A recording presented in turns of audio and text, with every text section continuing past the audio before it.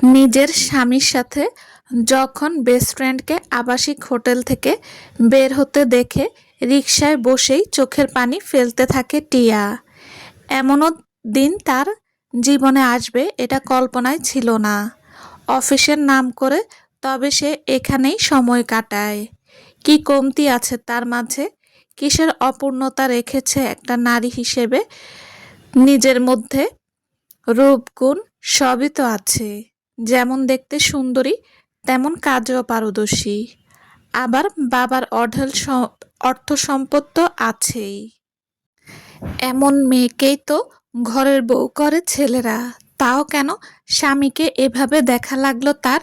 কোনো রকমে নিজেকে সামলে হাতে থাকা পার্সের মধ্য থেকে ব্যাগের চেইন খুলল, মোবাইল বের করে আগেই কয়েকটা ছবি তুলে নিল দুজনের। তারা হাসি মুখে কি সুন্দর আলাপ জুড়েছে। স্বামীর হাত আছে প্রিয় বান্ধবীর কাঁধেই। সহ্য হয় না, তবুও প্রমাণ রাখতে হয়। দীর্ঘশ্বাস ছেড়ে কল দিল। ওপাশ থেকে ধরল টিয়ার স্বামী ফাহিম। হ্যাঁ বলো। কোথায় তুমি? অফিসেই আছি। কেন? মিস করছিলাম খুব তাই। আচ্ছা, আমি আসবো তোমার কাছে। আজকে না হয় একটু ঘুরে বেড়াবো। পাগল নাকি? অফিসের অনেক কাজ আছে আমার, ছুটি পাবো না আমি। অকপটে মিথ্যা বলার সময় লোকটার ব্রু কুঁচকে এলো। সব কিছুই রিকশাওয়ালা মামার পেছনে উকি দিয়ে দেখছে টিয়া। নিজের বেস্ট ফ্রেন্ড আনিকা হেসে হেসে ঠোঁট ব্যঙ্গ করছে, যেন সেও মজা নিচ্ছে নিজ বান্ধবীকে ঠকানোতে। অবশ্য এরা যেমন নর্দমার কীট, তেমন মজা নিতেও পটু। টিয়া তো এমন নারী না যে মুখে কুলু পেতে থাকবে। নিজের পরিবারের ক্ষমতা তার আছে। সেও এই ধোকার বদলে থাপ্পড় দিতে জানে। যদি সম্ভব নাও হয় তাহলেও সে এমন নিকৃষ্ট ব্যক্তিদের সাথে থাকবে না। এদেরকে নিজের জীবন থেকে বিদায় দেওয়ার আগে এদের উচিত শিক্ষাটা দেবে। তাই কথা ঘোরাতে বলল, আচ্ছা তুমি তাহলে কাজ করো, আমি আমার অন্য ফ্রেন্ড নিয়ে যাই। কোনো ছেলে ফ্রেন্ড থাকবে নাকি সাথে? অনিকা একটা ছোট্ট আদরের কিল বসালো ফাহিমের বুকে। ফাহিম মিটিমিটি হেসে অনিকাকে আর একটু আলিঙ্গন করে নেয়। টিয়ার মন তো চায় এখনই একটা ঠাটিয়ে দিতে দুজনের গালে। দাঁত কিরমির করে বলে, আমার অনেক হ্যান্ডসাম হ্যান্ডসাম ছেলে ফ্রেন্ড আছে, যাদের ব্যস্ততা থাকলেও আমার এক ডাকাতে চলে আসতে পারবে। শুধুমাত্র তুমি আমার জীবনে আছো বলে আমি ওদের ডাকি না। আসল কথা হলো, আমার শত পুরুষের সঙ্গ চাই না। আমার এক পুরুষেই ভালোভাবে জীবন পার করার মানসিকতা আছে। জানি না সেই ইচ্ছা পূরণ হবার কি না। এমন করে কেন বলছো? তুমি কি রাগ করেছো বাবু? আমি তোমার বিয়ে করা বউ, বাবু না। আর রাগ করিনি, এমনিতেই বললাম আর কি। রাখি তাহলে। আচ্ছা রাখো। কল কাটলো টিয়া। ফাহিমের ডাকা উবার এসেছে। উবার সামনে আসতেই আনিকার ফোনে কল আসলো। আনিকা দেখলো টিয়া কল করেছে। ভ্রুকুটি করে কেটে মেসেজ দেয়, ব্যস্ত আছি দোস্ত, এখন তোর হবু দুলাভাইয়ের সাথে বাইরে, পরে কথা হবে। ফিচেল হাসলো টিয়া। হবু দুলাভাই প্ল্যান করলো ওদের এই নাটক ওদেরকে ফেরত দেবে। আনিকার সাদাসিধা হবু বর ফুয়াদ। বাবা নেই, মা অসুস্থ, সরকারি চাকরি করে, ভুঁড়ি আছে বেশ। মাথায় চুলগুলো থাকলেও না থাকার মতো। আনিকার পরিবারের দায়িত্ব নিতেও রাজি সেই লোকটা। আনিকার আছে শুধু নানি। আনিকা দেখতে মিষ্টি হলেও টিয়ার থেকে আহামরি না, কিন্তু আনিকার মাঝে কিছু কৌশল আছে যেগুলো টিয়া অবলম্বন করতে জানে না।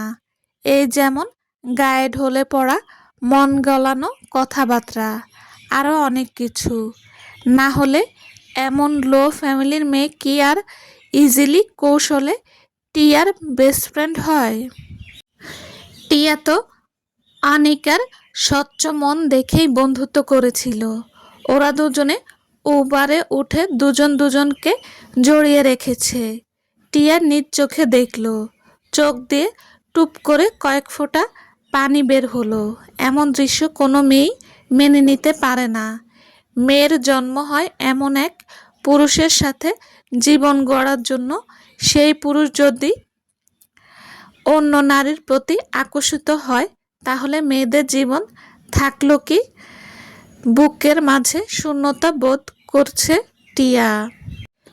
বিয়ের পর থেকে এই পর্যন্ত তার সমস্ত চাওয়া পাওয়া জুড়ে ছিল ফাহিম।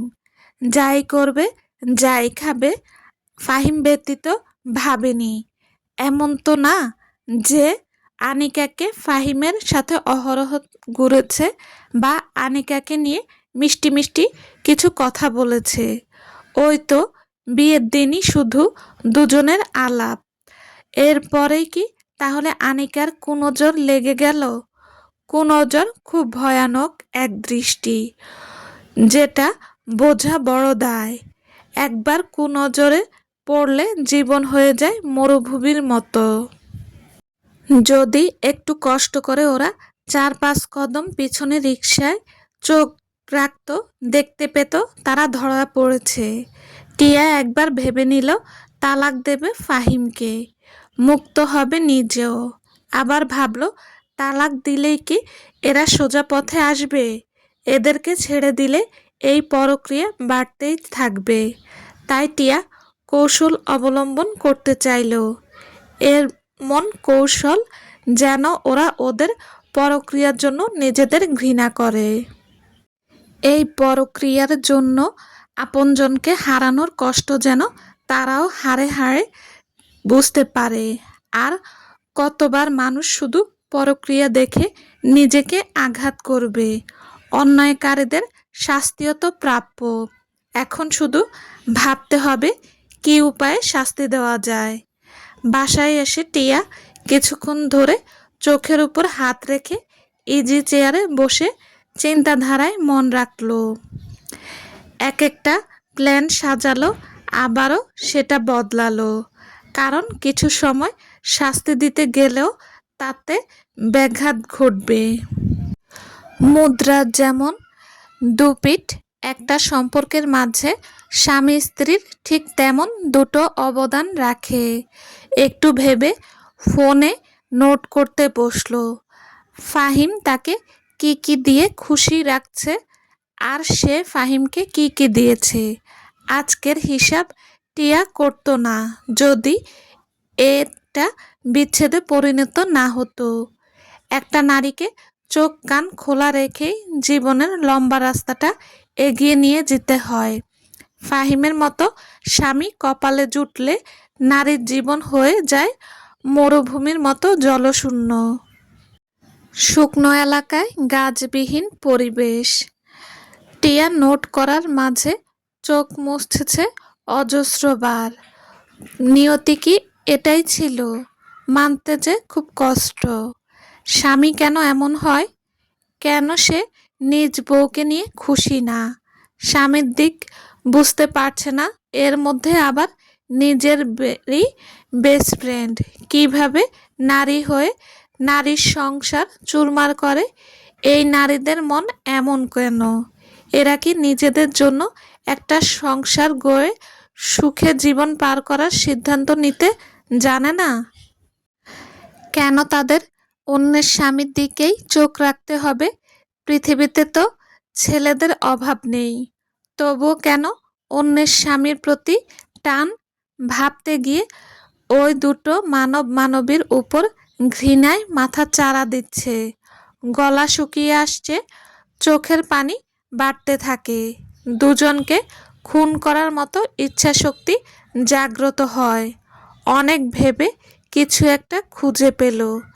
ডায়াল করলো বাবার কাছে। তারিফ হাসান ধরলেন। কেমন আছিস মা? একটু আগেও ভালো ছিলাম বাবা, এখন ভালো নেই। বাবার বুকটা ধক করে উঠল মেয়ের এমন কথা শুনে।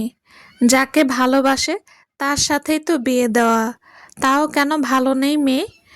কি হয়েছে তোর? বাবা, ফাহিম আমাকে। থেমে গেল টিয়া, আটকে আসছে গলা। তারিফ হাসান আবারও জিজ্ঞেস করলেন, কি হলো?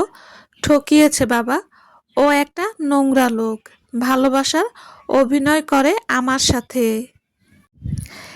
একই ছাদের নিচে একসাথে ঘর বেঁধে তার মন মানে না এখন অন্য নারীর সাথেও সম্পর্ক।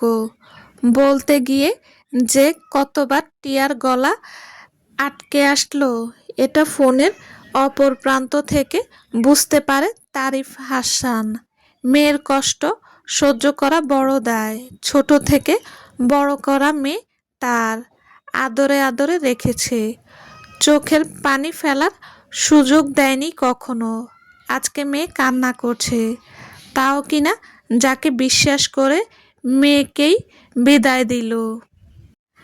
বাবারা তো তার হাতেই মেয়েকেই তুলে দেয়, যার হাতটা মেয়ের জন্য বিশ্বস্ত দেখে।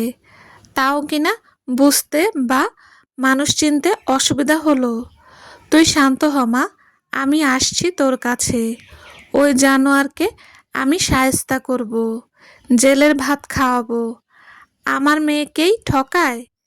টিয়া বাধা দিয়ে বলে, না বাবা, এমন করো না। ভ্রু কুঁচকে রাগ দেখিয়ে তারিফ হাসান বললেন, বাংলা সিনেমার হিরোইন হতে চাইছো? স্বামী অত্যাচারী হলেও সহ্য করে সংসার করবে এমন? মোটেই না, বরং আমি ওদেরকে শাস্তি দিয়ে বুঝিয়ে দেব ওরা ঠিক কি করেছে আমার সাথে। কিছু ভেবে রেখেছো? হ্যাঁ, প্রমাণ জোগাড় করেছি। কিন্তু ওদের শুধু জেলের ভাত খাওয়ালে আমার শান্তি নেই। ওদেরকে আমি টিট ফর ট্যাট দেব। আমি তোমার পাশে আছি, কখন কি করা লাগবে জানিয়ে দিও। হুম। ফোন রাখলো টিয়া, আয়নার সামনে তাকিয়ে নিজেকে দেখে চোখের পানি মুছে নেয়। আলমারি থেকে দামি শাড়ি বের করে নিজেকে দেখছে। আয়নায় নিজেকে দেখে বলে, সুখ যখন আমাকে তোমরা দেবে না, সুখে থাকতে তো আমিও তোমাদের দেব না। ফাহিমের ছবির দিকে চোখ রেখে বলে, বড্ড জ্বালা হয় যখন নিজের স্বামীকে অন্য নারীর সাথে দেখা যায়। মন তো চায় করে দেই খুন, কিন্তু খুন করলে কি এই কর্মফল পাবে? হুম। তোমাদের মতো মানুষকে সমাজের সামনে চুনকালি মাখিয়ে তারপর শেষ করে দিতে হবে। শাড়ি পরে নিজেকে পরিপাটি করলো টিয়া, চোখে টানা কালো কাজল দিয়ে, ঠোঁটে নুড কালারের লিপস্টিক। এটাই আজকাল চলে মেয়ের সাজের সৌন্দর্য হিসেবে। হাতে হ্যান্ডব্যাগ নিয়ে ফোনে লোকেশন ট্র্যাক করে বের হলো। নিজস্ব গাড়ির কাছে আসতেই ড্রাইভার বলে, গাড়িতে যাবেন আপা? হ্যাঁ, কিন্তু আপনাকে যেতে হবে না, আমি ড্রাইভ করব। স্যার নেই, আপনি একা গাড়ি চালাবেন? আপনার স্যার থাকলে কি করতো? ড্রাইভার মাথা চুলকিয়ে কিছু ভেবে বলে, আপনাকে দেখে রাখতো। আজকাল ছিনতাইকারী অনেক, রাস্তাঘাট ভালো না। মেয়েদের জন্য বাবা বা স্বামী থাকলেই সুবিধা, স্বামীরা সুরক্ষা দিতে জানে। টিয়া হাসলো, হাসিটা কেমন যেন টিটকিরি ইঙ্গিত দিল, যেখানে স্বামীর ঠিক ঠিকানা নেই সেখানে আমার সুরক্ষা। কিছু বললেন ম্যাম? কিছু না, আমি নিজের ব্যাপারটা খুব ভালোভাবে মেটাতে জানি, অসুবিধা হবে না আমার, বলেই হাত বাড়ালো টিয়া। ড্রাইভার চাবি দিতেই নিজে ড্রাইভিং সিটে বসে সামনে চোখ রেখে বলে, ফিরতে রাত হবে আমার। তোমার স্যার আসলে তাকে জানাবে আমি আজ মুক্ত আকাশে উড়ন্ত পাখির মতো ছুটে বেড়াচ্ছি। আচ্ছা, ভয়তে বলল ড্রাইভার। এটাই তো স্বাভাবিক, একা মেয়ে এতদিন রিকশায় করে এই কাছাকাছি কোথাও যেত। গাড়ি নিত তখন যখন সে দূরে কোথাও যাবে, সঙ্গে তো কেউ না কেউ থাকে। আজ একা যাচ্ছে, ফাহিম হয়তো আজকে জ্যান্ত পুঁতে রাখবে। টিয়া পাত্তা না দিয়ে চলে গেল নিজ কার্য পূরণ করতে। পানশিতে এসে গাড়ি থামালো টিয়া। গাড়ির জানালা দিয়ে পানশির দিকে চোখ রাখতেই দেখতে পেল লেকের কাছেই টেবিলে বসে চায়ে চুমুক দিচ্ছে ফুয়াদ। টিয়া গাড়ি থেকে নেমে সোজা চলে গেল ফুয়াদের দিকে। সামনের চেয়ারে বসে বলে, আরে হবু জিজু, আপনি এখানে? ফুয়াদ সামনে চোখ রেখে টিয়াকে দেখে অবাক। ধানমন্ডি থেকে এখানে? আজকাল যে জ্যাম, তাতে তো কষ্ট হবার কথা। একা একা আছে দেখতে পাচ্ছে ফুয়াদ অবাকের সাথে বলে, আপনি? একা একা প্রকৃতি উপভোগ করতে চাই। এখানে এসে আপনাকে দেখে তো আমি অবাক। ডাহা মিথ্যা কথা বলে টিয়া। সে তো জেনে বুঝে এসেছে এখানে। রাস্তায় জ্যাম এতই ছিল যে আধা ঘন্টার রাস্তা 1 ঘন্টা লেগেছে। ক্লান্ত বেশ, তাই বলে, আমার জন্য লেমনেড আনবেন? নাকি আপনার আমার সাথে বসতে অসুবিধা আছে? যদি থাকে তাহলে আমি উঠছি। কৌশল অবলম্বন করল টিয়া, যাতে ফুয়াদ ইগনোর করতে না পারে। টিয়ার টার্গেট এখন ফুয়াদ। এই ছেলেকেও যে ঠকানো হচ্ছে, টিয়া আগে থেকেই ফুয়াদের ব্যাপারে ভেবে রেখেছে। এই ছেলে যে পরিমাণ সহজ সরল, তাতে টিয়া যদি বলে সবকিছু লাভ হবে না, বরং দেখা যাবে আনিকাকে ছেড়ে দিয়ে বোকার মতো করে নিজের জীবন অন্যভাবে সাজাবে। এতে তো টিয়ার কোনো লাভ হবে না। কেন সে ছেড়ে দেবে ওই দুটোকে এত সহজে? ফুয়াদকে জানাবে, কিন্তু দেরিতে, ভরা জনসম্মুখে, যেন ওই দুটো পাপী বুঝতে পারে তারা কি করেছে। এই দুজনের সাথে টিয়ার জন্য লেমনেড অর্ডার করে আবার নিজ স্থানে বসে ফুয়াদ।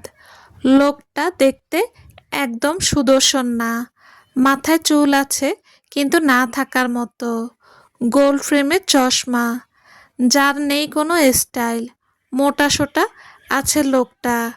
গ্র্যাজুয়েট করে চাকরি পেয়েছে। এটার জন্যই আনিকার পরিবার বিয়ে দিতে রাজি। এটা ভাবলে একদমই ভুল হবে। ফুয়াদ লোকটা যথেষ্ট ভালো মনের। এমন তো কথা নেই যে পৃথিবীর সব পুরুষকে বডি বিল্ডার হ্যান্ডসাম হতে হবে। কেন আল্লাহর সৃষ্টিকে অবহেলা করতে হবে? এই ফুয়াদ একদিন মাটির নিচে চাপা থাকবে। পৃথিবীর কৃতকর্মের হিসাব দেবে আল্লাহর কাছে। ঠিক তেমনি ফাহিমও, তাকেও যেতে হবে, হিসাব দিতে হবে কর্মের। কর্মফল ভোগ করতে হবে। এমন করে সবাইকে দেখেছিল তো, টিয়া দেখেছিল। ফাহিম যখন টিয়ার পেছনে লাগে, টিয়া তো পাত্তা দিত না। টিয়া চাইতো এসব সুদর্শন যুবক না, তার চাই ভালো মনের একজনকে, যে তাকে তার বাবার মতোই রাজকন্যা করে রাখবে। কেন জানে না, টিয়া এক সময় ফাহিমের মাঝে এমন এক পুরুষকে দেখল, যাকে নিয়ে সে স্বপ্ন দেখত। এমন পুরুষ যে পরিবর্তন হয়ে যাবে, এটা অকল্পনীয়।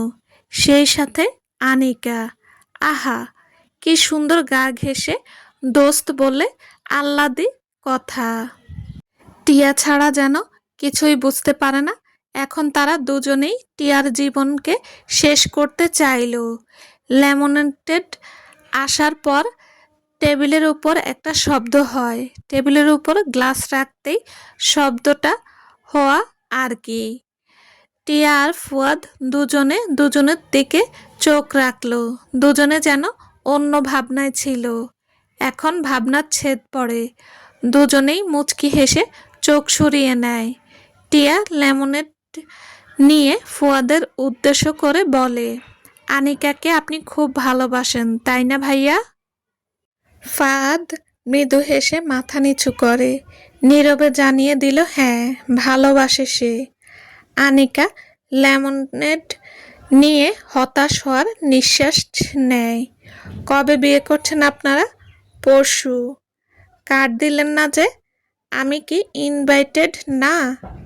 এমা, এমনটা একদমই না।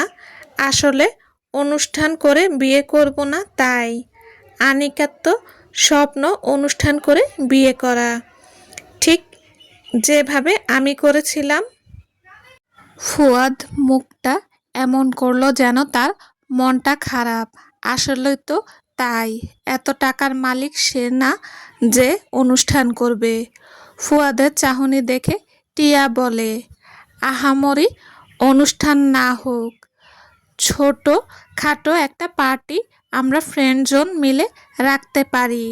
অল্প কয়েকজন বান্ধবী মিলে নিজেদের মতো কনের অনুষ্ঠান, এই যেমন ব্রাইড শাওয়ার, মেহেদি, হলুদ, এগুলো ঘরোয়াভাবে করলাম। আপনার আপত্তি আছে? ফুয়াদ ভাবল কিছুক্ষণ। টিয়া সান্ত্বনা দিয়ে বলে, আমরা ফ্রেন্ডস মিলে করব, মানে আমাদের তরফ থেকে মিনি পার্টি হবে। আনিকার মনটাও ভালো হবে এতে। আমরা সকল ফ্রেন্ডস এটা ওকে সারপ্রাইজ দিতে চাই। প্লিজ ভাইয়া, না করবেন না, এটা আমাদের রিকোয়েস্ট। ফুয়াদ অবশেষে সম্মতি দিল। টিয়া খুশি হয়ে ফোন বের করে গ্রুপে মেসেজ দিল। গ্রুপটিতে আনিকা ব্যতীত সকলেই আছে। সবাই অবশ্য আগে থেকে প্ল্যান করেছিল। এই তো সেদিন প্ল্যান করেই নিজের বেস্ট ফ্রেন্ডের বিয়েতে ধুমধাম অনুষ্ঠানের একটা লিস্ট করেছিল। আনিকা ছাড়া সবাই ছিল সেখানে। এদের লিডার হিসেবে আছে টিয়া। আনিকার সুখের কথা সেও ভাবে। সেদিন ওরা অ্যামাউন্টও বাকি সব কিছু করে এক একজন এক একজনের বাড়ির দিকে যায়। নিজেদের বাড়ির দিকে আসতে নিয়েই টিয়া তার জীবনের সব থেকে নিকৃষ্ট মুহূর্তের সম্মুখীন হয়। যেখানে টিয়া ব্যস্ত ছিল আনিকার একটা সংসার গড়ার সূচনায় সারপ্রাইজ দিয়ে খুশি করতে, সেখানে আনিকা কিনা টিয়ার স্বামীকে নিয়ে নোংরা খেলায় মেতেছিল। কেউ কি ভাবতে পারে তার জীবনের এই রকম পরিস্থিতি দেখা দিবে? কেউই ভাবে না, তবুও এমন পরিস্থিতি আসে। তাহলে তুমি চাইছো আনিকাকে ওর বিয়েতে হেনস্থা করতে? ডিভোর্স স্পেশালিস্ট নাজিয়া আঞ্জুমান কথাটি বলতেই টিয়া চোখ তুলে তাকালো। ফুয়াদের ওখান থেকে সোজা এখানেই এসেছে টিয়া। তার কাছেই সবকিছু বলে। ফাহিমের নামে মামলা করেছে। উকিল রেডি রাখবে এখন, যেন ফাহিম বেশি লাফাতে না পারে। বোয়াল মাছ লাফানোর আগে তার ঘাড়ে বাড়ি মারতে হয়, তবেই সে দুর্বল হবে। টিয়া মৃদু হেসে বলে, হ্যাঁ, কারণ আমাদের আইন একটু নড়বড়ে। পরক্রিয়ায় শাস্তি শুধু পুরুষ পায়। মেয়েদের শাস্তিস্বরূপ আইন এখনো বের হয়নি। যদি বের হতো তাহলে এত কাঠখড় পোড়াতাম না। সোজা দুটোকে জেলের ভাত খাইয়ে দিতাম। এতটা এগিয়ে যদি আনিকার আসল রূপ প্রকাশ করো তাহলে জনসম্মুখে ফুয়াদের একটা অপমান হবে না? আপনি উকিল, তবুও কেন বাচ্চামো কথা বলছেন বলুন তো? মাঝে মাঝে উকিলও বাচ্চামো করে, কারণ আমরাও তো মানুষ। ফুয়াদ ভাইয়া অপমান হবে না, বরং সে জীবনটাকে বুঝবে। সেই সাথে ফুয়াদ ভাইকে দেখে সব পুরুষ বুঝবে নারীকে পেলে দমে থাকতে নয়, কঠিন ও হতে হয়। ফুয়াদ ভাইয়া যেভাবে শান্ত স্বভাবের, এতটাও শান্ত হওয়াটা জরুরি নয়। আমি জানি আমার আগে জানিয়ে দেওয়া উচিত, কিন্তু আমি যতটুকু দেখেছি ফুয়াদ ভাই আনিকাকে চোখ বন্ধ করে বিশ্বাস করে। সেই বিশ্বাস আমার চারটে কথাতে ভাঙবে না। আর এমনিতেও আমি যদি আগে সব বলে দেই, বিয়ে ভেঙে গেলেও সবার মাঝে সন্দেহ সৃষ্টি হবে। এই সন্দেহ থেকে ওরা সতর্ক হবে। তাই এটুকু পরিস্থিতি ফুয়াদ ভাইকে ফেস করতেই হবে। সেও জীবনকে সাজাতে পারবে তাহলে। বেদনা শুধু নারীর মনে না, পুরুষের মনেও হয়। রাতের আধারে কান্না করতে শুধু নারী না, পুরুষরাও পারে। আমি তোমার পয়েন্ট বুঝতে পারছি। সব শুনে তোমার ডিভোর্স দেওয়াতে আমি সমর্থন করি। তোমার ইনফরমেশন আর ফাহিমের ইনফরমেশন দাও। আমি পেপার রেডি করে দিচ্ছি। কতদিন সময় লাগবে?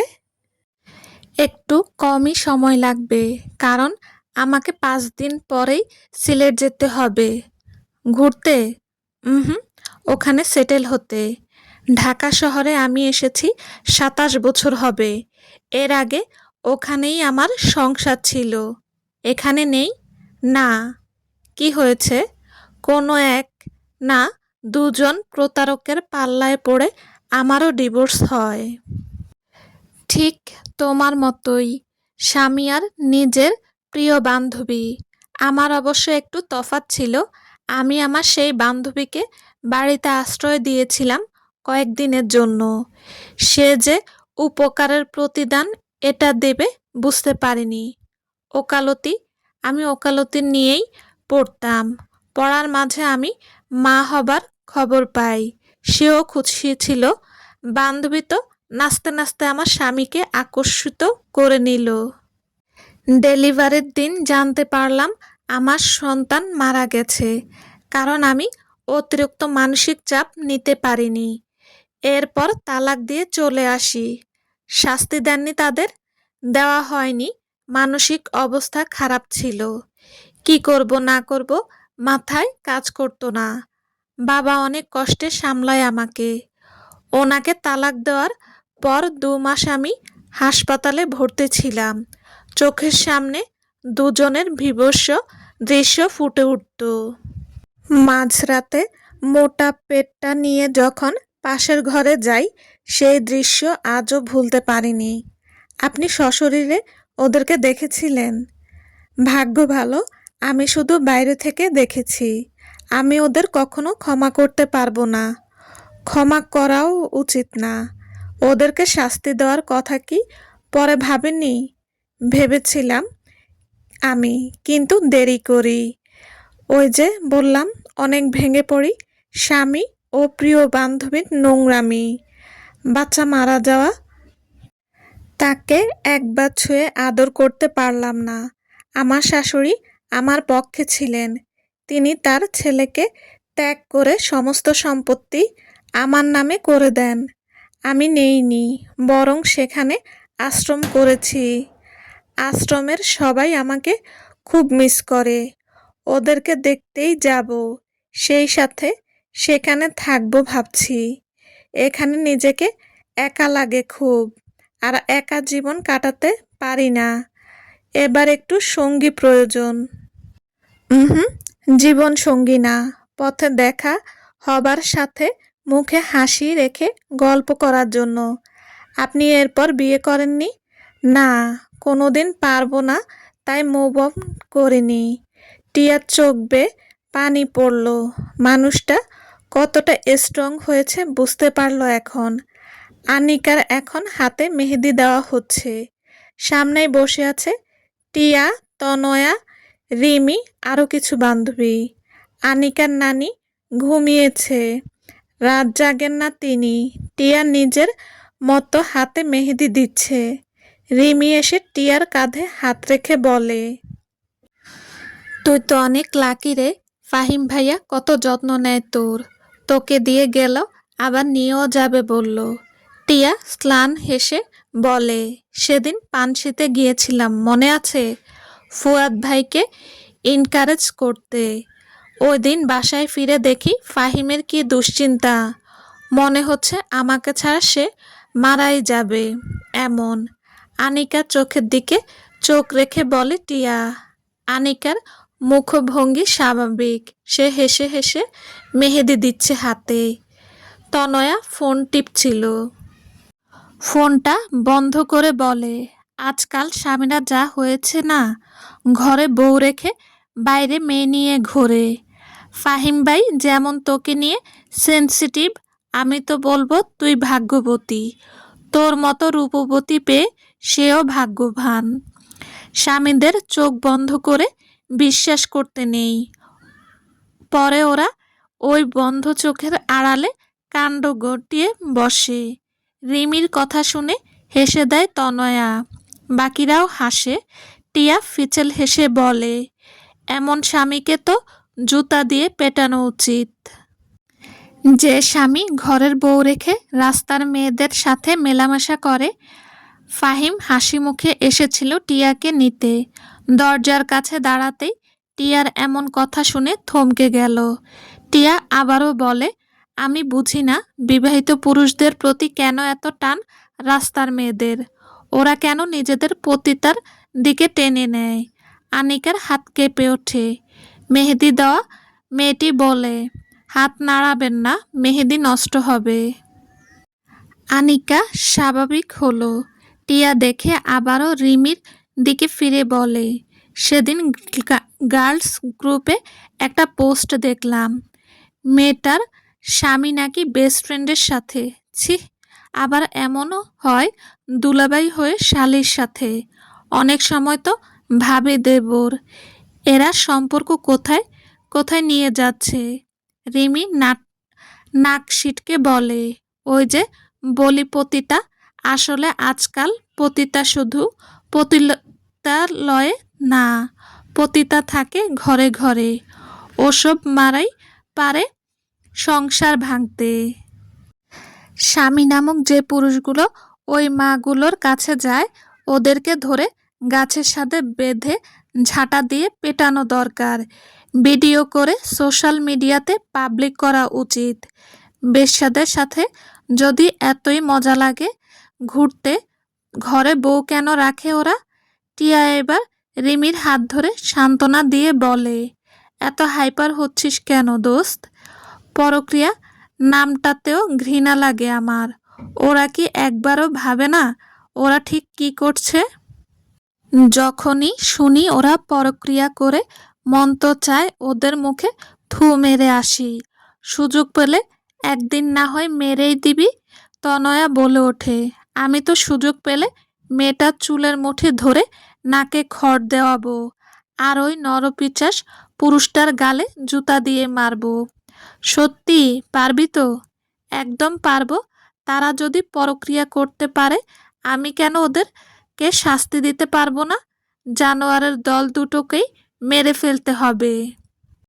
এমনিতেও ইসলাম তো বলেই, পরক্রিয়াকারীদের ধরে বেঁধে পাথর নিক্ষেপ করো, ঠিক ততক্ষণ যতক্ষণ না তারা মারা যায়।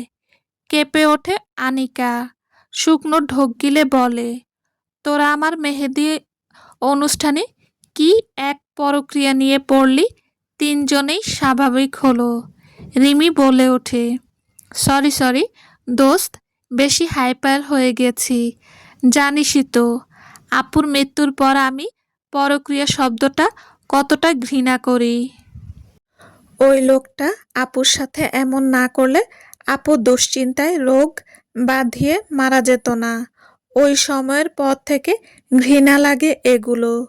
টিয়া সান্ত্বনা দিয়ে বলে, ব্যাপার না, মাঝে মাঝে কিছু রাগ উগরে ফেলা ভালো।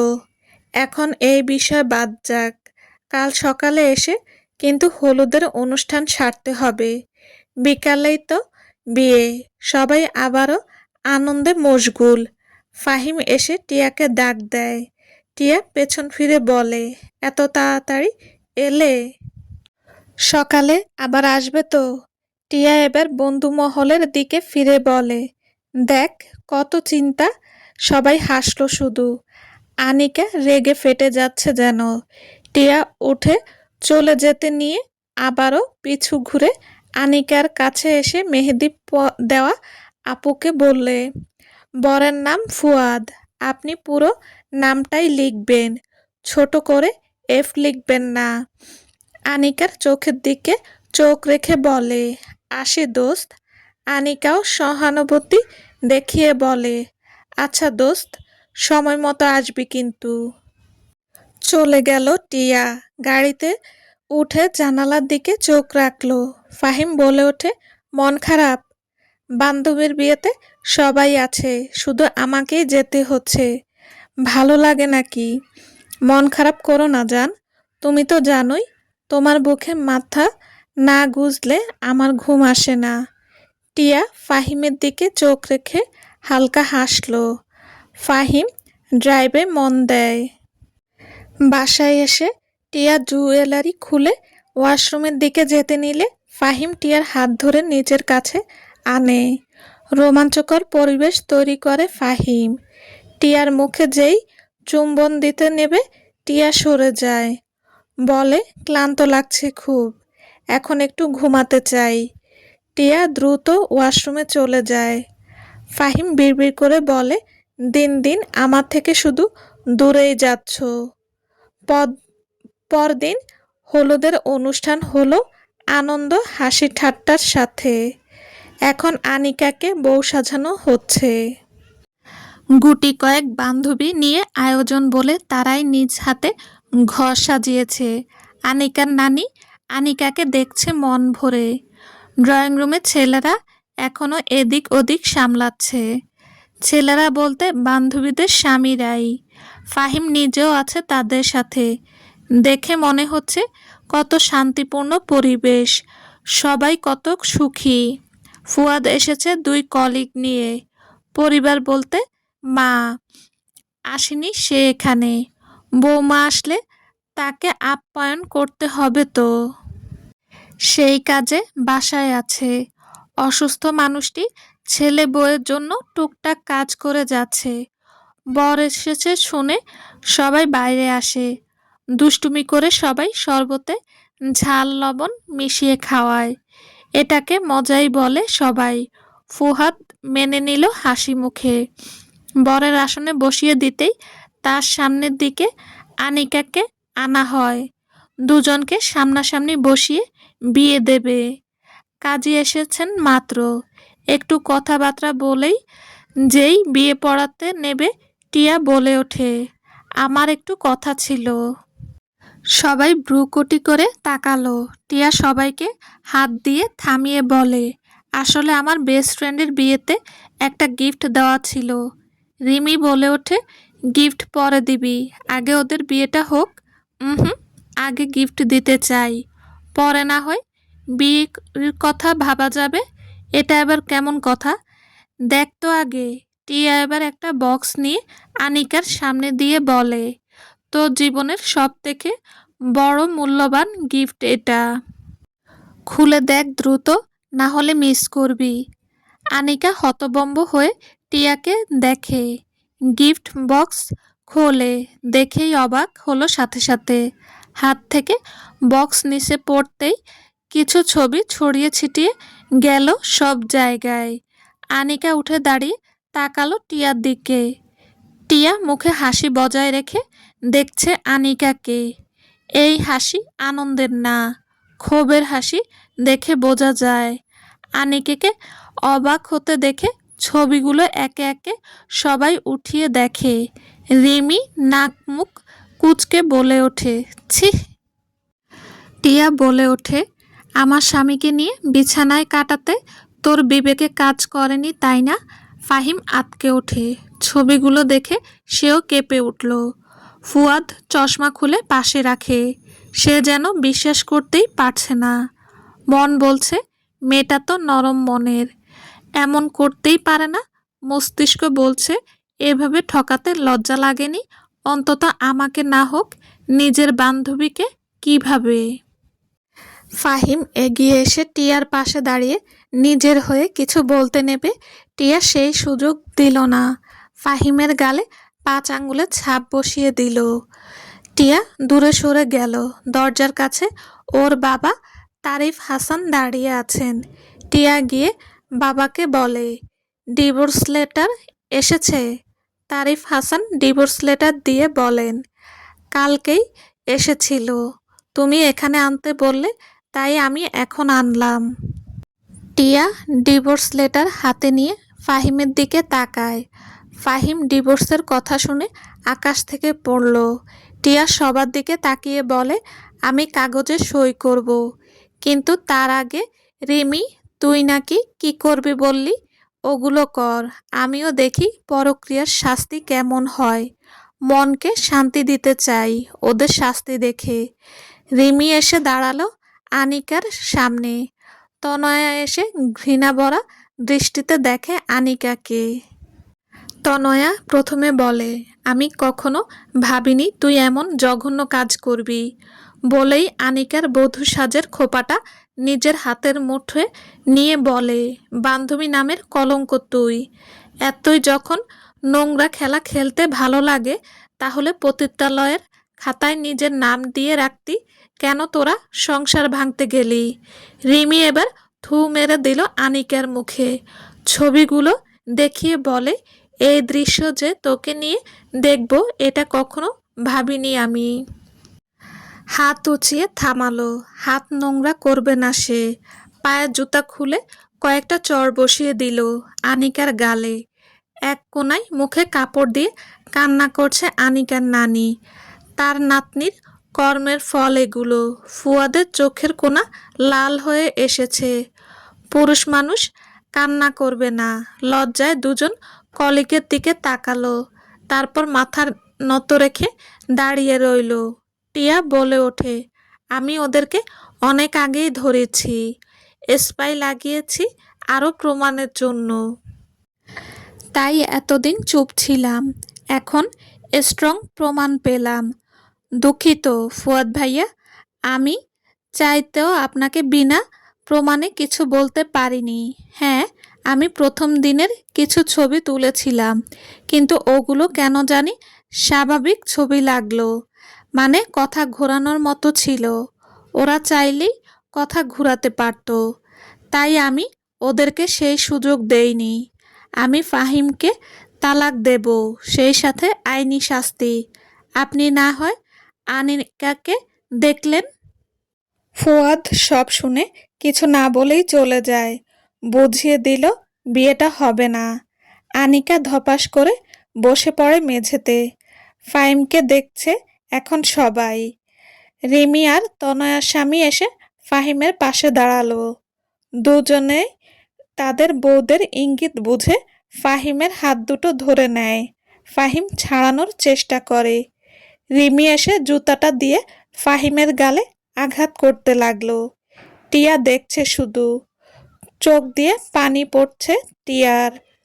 এই দিনটাও দেখা লাগবে। একদিকে কষ্ট লাগলো, একদিকে শান্তি পাচ্ছে। অবশেষে ডিভোর্স পেপার নিয়ে ফাহিমের সামনে দাঁড়িয়ে বলে, সই করো।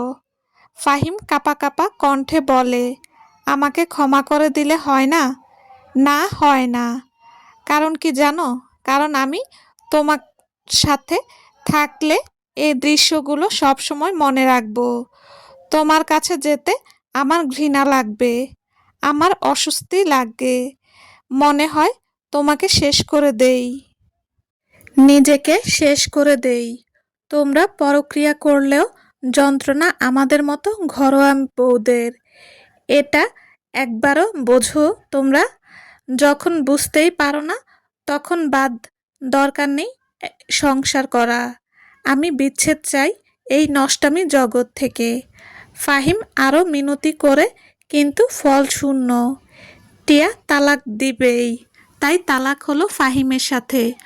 সই করতে বাধ্য হলো ফাহিম। কিছু পুলিশ এসে নিয়ে গেল ফাহিমকে। আদালতে এসে ফাহিমের বিরুদ্ধে অভিযোগ দিল সবাই। ফাহিমের বাবা মাও এসেছেন। তারা ক্ষমা চাইল টিয়ার কাছে। সবশেষে ফাহিমকে শাস্তি হিসেবে 5 বছরের হাজতবাসের জন্য অনুমতি দেওয়া হলো। ফাহিম চলে যেতেই টিয়া বাইরে এসে একটা বেঞ্চে বসে কান্না করে দেয় গলা ফাটিয়ে। টিয়ার কাঁধে হাতের স্পর্শ পাওয়া যায়। টিয়া মাথা উঁচিয়ে দেখে নাজিয়া আঞ্জুমান। টিয়া ওনাকে জড়িয়ে ধরে কান্না করে দেয়। কিছুক্ষণ ওনার বুকে মুখ গুজে কান্না করে।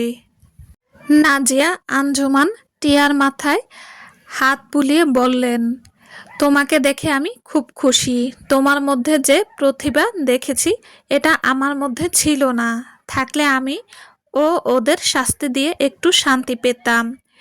টিয়া উঠে বসে বলে, আপনি এখানে এসেছেন কেন? তোমাকে দেখতে। তোমার চোখে আমি আমার জন্যেও কান্না দেখেছি, কারণ আমরা একই পথের সঙ্গী যে। তুমি আমার কষ্ট বুঝেছ, আমিও সেই কষ্ট বুঝে চলে আসলাম। এভাবে ভেঙে পড়ো না।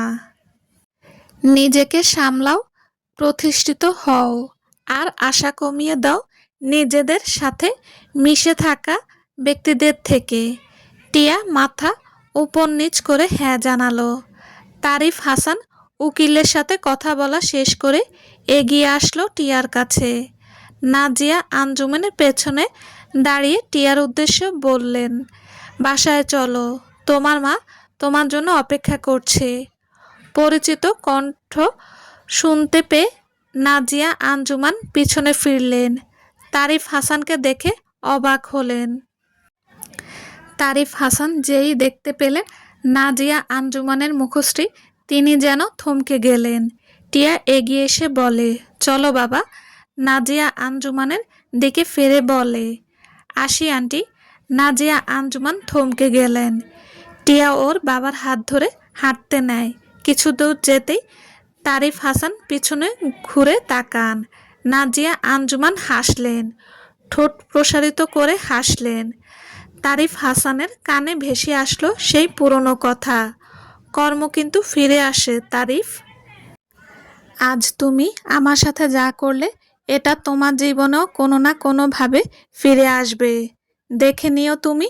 অনুতপ্ত হলে না তো, জীবনে যত দূর এগোবে তত দূর শিক্ষা তোমার পেছনে ছুটবে। নাজিয়া আঞ্জুমানের হাসি দেখে চোখ স্থির করে চেয়ে রইলেন তারিফ হাসান। টিয়ার সামনে হাঁটার জন্য উদ্যত হতে নিলে বাবাকে থেমে যেতে দেখল। চোখটা স্থির নাজিয়া আঞ্জুমানের দিকে। টিয়ার সন্দেহ বাড়ল। টিয়ার মনে পড়ে ওর দাদা বাড়ি সিলেট, কিন্তু কখনো যেতে পারে না, কারণ সেই বাড়ি নাকি নেই। তারিফ হাসান এড়িয়ে যান এটুকু বলে। টিয়া দুজনের দিকে তাকালো বারবার। টিয়ার চোখ দিয়ে পানি পড়ছে। শিউর হতে প্রশ্ন করে, নারীটি তোমার প্রথম স্ত্রী? তারিফ হাসান আনমনে বলে দিলেন, সেই সাথে তোমার মাও সে। টিয়া হাত ছেড়ে দিল। আশ্চর্য হয়ে বলে, মানে? তাকে ঠকিয়ে তার বান্ধবীকে বিয়ে করি আমি? তুমি হবার পর আমি কেন জানি না তোমাকে হারাতে চাইনি। সন্তানকে বাবা আগলে নিতে চায়, তাই আমি সেদিন তোমার মাকে জানাই তুমি মারা গেছো। এটা শোনার পরই অনেক তদন্ত হয়। আমার টাকা দিয়ে নার্সের মুখ বন্ধ রাখি। এরপর আমাদের তালাক হয়। তোমার মা আজও জানতে পারেনি তার একটি মেয়ে সন্তান আছে। দুর্ভাগ্যবশত তোমার যে পালিত মা, মানে তোমার ওই মায়ের বান্ধবী, সেও মাতৃত্ব হবার ক্ষমতা হারিয়েছে। আসলেই কর্মফল ফেরত আসে। তোমরা এত নোংরা। আর বলতে পারল না টিয়া। বিষয়টা যখন বাবার দিক থেকে, তখন মুখ বন্ধ হয়ে যায় আপনা আপনি। তারিফ হাসান বলেন, তোমাকে কখনো জানতে দিতে চাইনি, আজ জানালাম, কারণ আমি হেরে গেছি জীবনের নোংরা খেলায়। যেই নোংরা খেলা আমি খেলেছি, সেই খেলা আজ আমার মেয়ের দিকে আল্লাহ ফেরত দিল। যাকে বলে টিট ফর ট্যাট। ভাগ্য আমাকে টিট ফর ট্যাট শিখিয়ে দিল। টিয়া আর কিছু শুনতে চাইল না। বাবাকে ছেড়ে দিয়ে ঘৃণা ভরা দৃষ্টিতে নিয়ে বলে, ঘৃণা করি তোমাকে আমি। আজ থেকে আমি আমার মায়ের কাছে থাকব, তোমার মতো নরপিশাচ বাবার কাছে না। তুমি শ্রেষ্ঠ বাবা হয়েছিলে, কিন্তু সন্তানের মায়ের জন্য শ্রেষ্ঠ নও তুমি। কোনোদিন তোমার এই মুখ আমাকে দেখাবে না বাবা, কোনোদিনই না। বাবাকে ছেড়ে টিয়া দৌড়ে চলে গেল মায়ের কাছে। নাজিয়া আঞ্জুমানকে জড়িয়ে ধরে বলে, তুমি আমার মা। আমি এতদিন ভুল মানুষকে মা বলেছি। বলেই হাউমাউ করে কান্না করে টিয়া। নাজিয়া আঞ্জুমান অবাক হয়ে বলেন, আমি তোমার মা? হ্যাঁ হ্যাঁ, তুমিই আমার মা। সেদিন আমি মারা যাইনি। তোমাকে মিথ্যে বলেছে ওই লোকটা বলেছে তোমার সন্তান মারা গেছে, সেই সন্তান তো আমি। নাজিয়া আঞ্জুমান মেয়েকে দেখছেন, মেয়ের মুখে হাত দিয়ে আদর করতে থাকেন। টিয়া বলে ওঠে, আমিও তোমার সাথে সিলেট যাব। নেবে তো আমাকে তোমার সাথে? আমি ওই নোংরা লোকটার সাথে থাকবো না। নাজিয়া আঞ্জুমান একবার চোখ রাখলেন তারিফ হাসানের দিকে, ঘৃণা দৃষ্টিতে দেখে বলেন, নেব আমার সাথে তোমাকে, আজ থেকে তুমি আমার সাথেই থাকবে। তারিফ হাসান নিজেও কান্না করছেন। আজ তার ভাগ্য এমনভাবে খেলল যে তার মেয়েও তাকে ঘৃণা করছে। এটাই তো তার প্রাপ্য। সন্তানের দৃষ্টিতে ঘৃণিত বাবা, মায়ের ওপর করা অন্যায়ের শাস্তি এটা, যাকে বলে টিট ফর ট্যাট। সমাপ্ত। আসসালামু আলাইকুম। গল্পটা যদি ভালো লেগে থাকে প্লিজ প্লিজ লাইক কমেন্ট করবেন। আল্লাহ হাফেজ।